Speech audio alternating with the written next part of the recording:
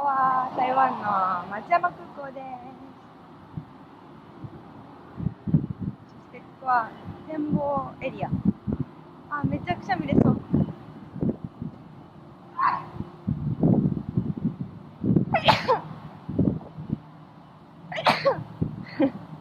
眩しいとくしゃみが出る人は4人に1人。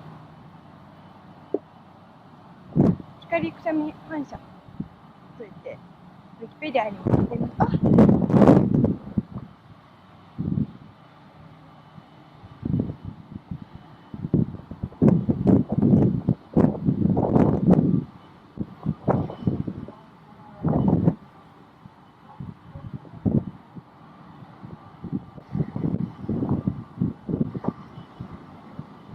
おお、すごい。こう両側が見れるようになってる。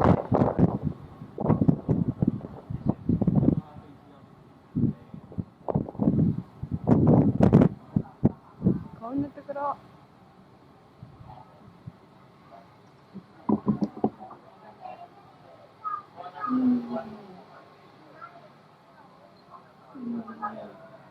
向こう側は山です。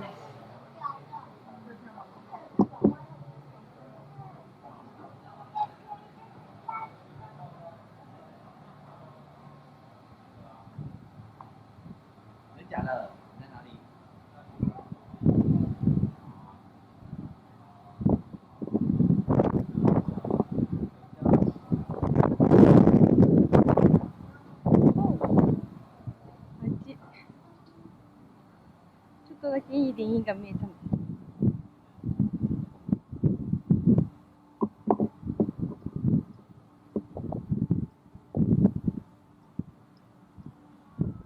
ほら、反対側は山、反対側はいいでいい。101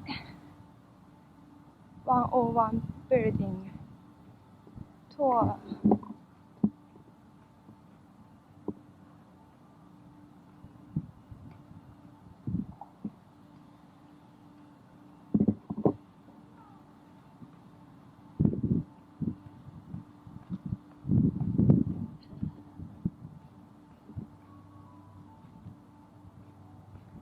辛苦了，你好。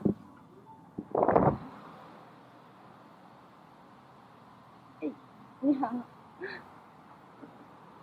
あれ、ただいま。あ、いたいたいた。